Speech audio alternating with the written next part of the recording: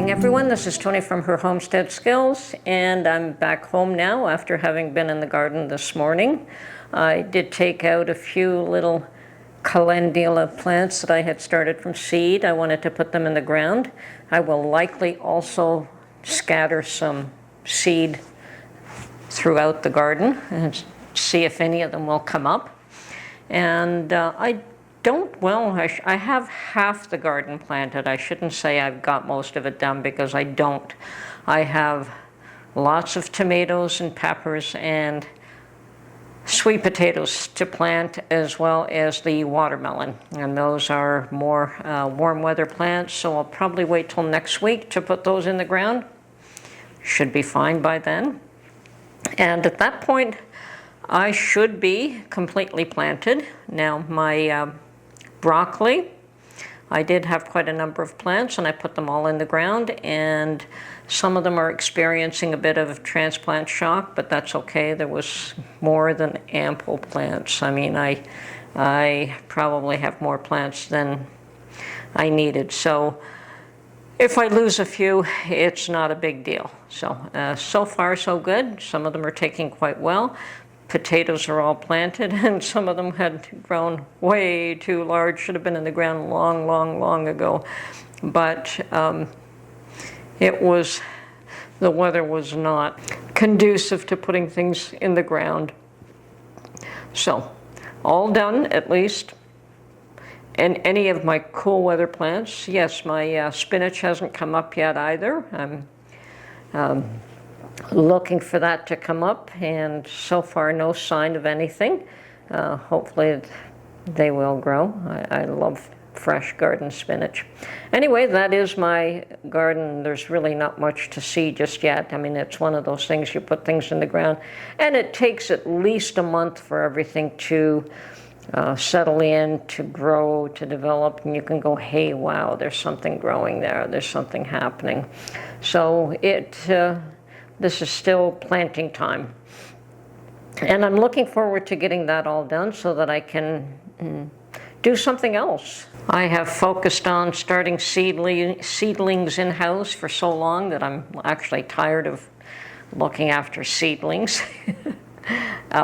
Don't have the proper environment for that. I do the best I can with what I have, and trying to start seedlings indoors without adequate lighting is a bit of a chore. So once again, doing the best you can, and some things thrive and other things don't. So we'll see what happens there. Fortunately, once you get things in the ground, they usually do quite well. So, and I would like to start on some other project. I have no idea what that will be, but I'm bored. Once my garden is in place, it's maintaining, which is nice. It's pretty easy. I can do that probably an hour every day, something like that. But I'm not that interested in quilting right now. I have lovely, beautiful quilts that are just folded and stashed away, and perhaps someday I will use them, or perhaps they will be gifts for somebody, who knows. But I have more than enough quilts in my stash that, and some of them are quite exceptionally intricate, detailed work. So I never was one to do things easily and simply. So, and soap. So I was the quilt lady for the longest time, and then I was the soap lady for the longest time, and I have made hundreds and hundreds and hundreds of bars of soap. And I was fascinated with you mixing colors and mixing scents, and no two bars were ever alike, and they were absolutely gorgeous, and they were real fun for me to make for a long time. Now, making soap is a little bit like baking, and the results can be very interesting, where you can use all different colors and all different enhancements and all different things to make that, you can use oatmeal, you can use lavender, you can use all kinds of things to make a special bar of soap. And so, yes, I did that for the longest time. And Of course, when I moved, you no longer have the space for that, and I no longer, I mean, I had my own studio. It was a quilt studio for a while, and it was my soaping studio, and there was always a space. So until I get into having my own space again, I can't take on those kinds of projects. But I am interested in doing something else, and I'm not quite sure what it is yet. It'll come to me. And something that interests me. Now, I have been paying a fair bit of attention to what's been going on in the U.S. And similar things go on here.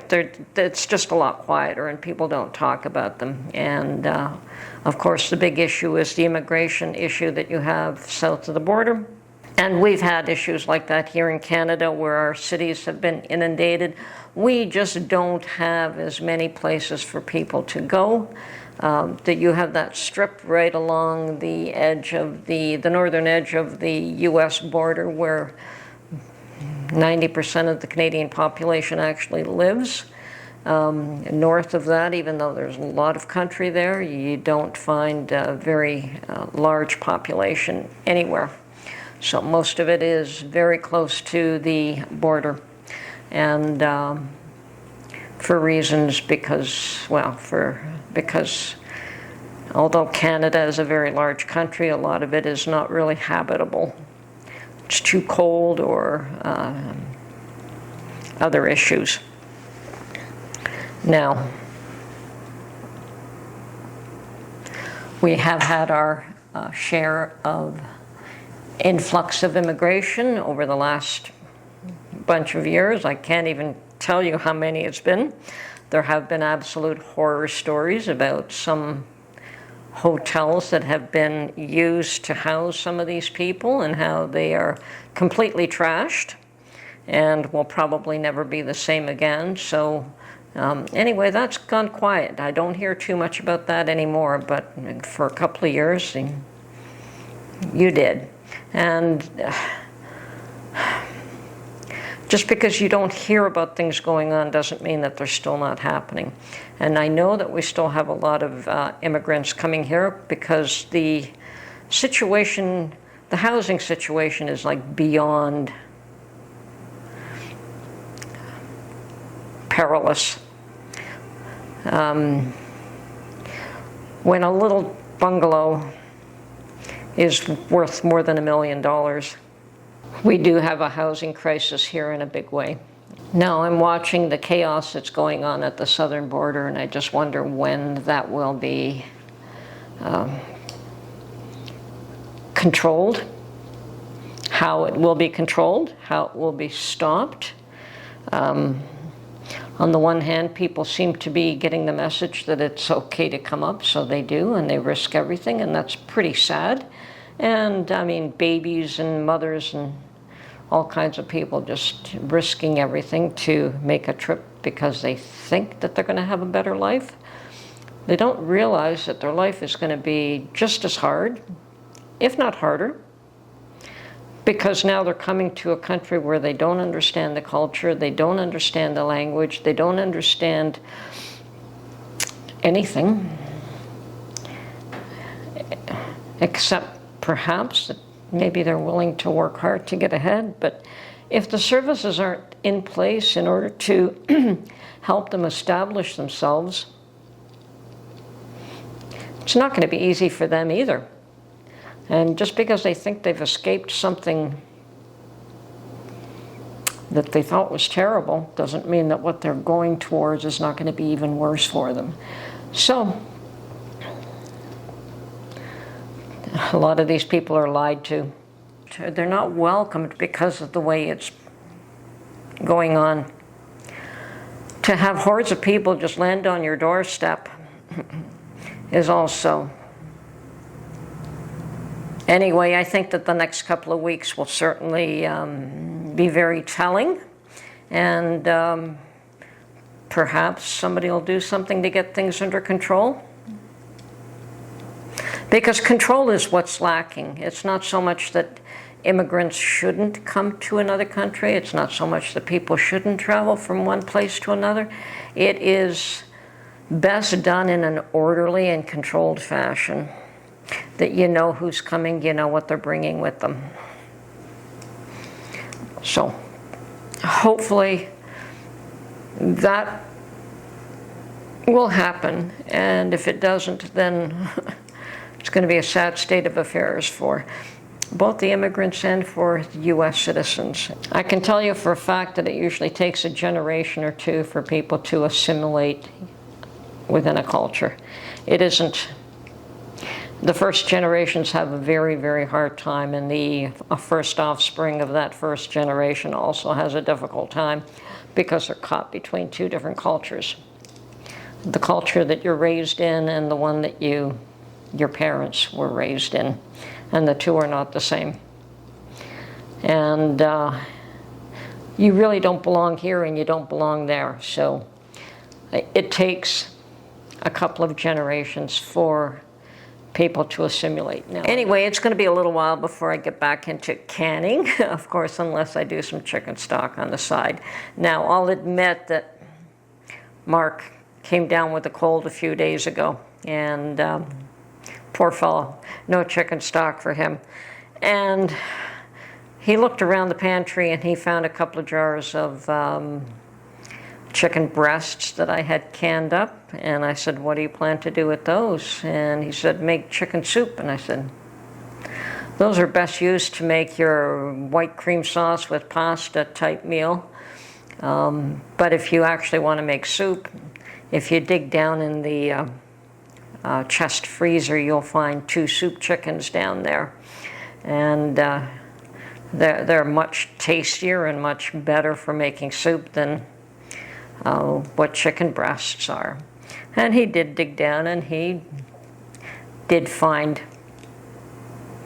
his soup chicken.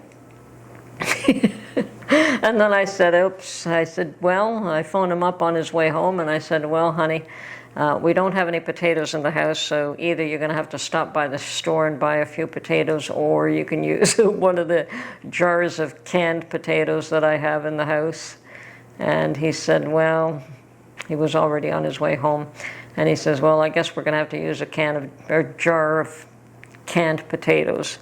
I'll just put them in the last 10 minutes or so, because obviously they're already soft at that point. And sure enough, yeah, they were fine. That's what he did. He made his soup, and we had fresh carrots and we had fresh onions and celery and that, but the potatoes we didn't have. So yeah, he put those in the last few minutes just to give them a chance to get heated up and meld the flavor a little bit, and the soup was awesome. And admittedly, I was coming down with a bit of his cold too, but for once he had it worse than I did, which is highly unusual. Normally, if he gets the sniffles, he's over it in a day, and I'm down with it for a week. So far it's the other way around, which I'm rather pleased with. So anyway, we're doing well. Everybody's fine. Gardening, looking for those sales, being very cautious what I buy. Thankful that I had put quite a bit away last year. That's still living off a lot of the preps that I had done last year, and of course waiting for the fall when there is an abundance, either from my own garden or from farmers. I find even in the stores, even things that you buy in the stores, if you wait till the fall where there's an abundance of fresh fruits and vegetables, it is always cheaper.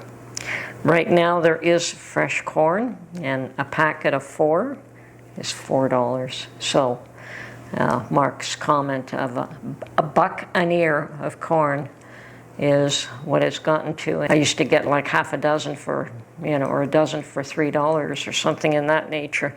So I'm waiting for the fall. This is not the time of year to be buying corn, and I still have some canned corn. But this fall, I may can up 3 times as much, instead of a couple of dozen ears. Once again, it's just Mark and I, so how much are you going to go through in a year? Still want to encourage people to do what you can, buy what you can at a good price, look for those sales. Anyway, this is 20 from her Homestead Skills. Keep prepping, keep gardening, keep stocking up, be happy, do what you can, and make the changes you can, and don't worry about the ones that you can't. Okay? I hope you have a great day. Bye for now.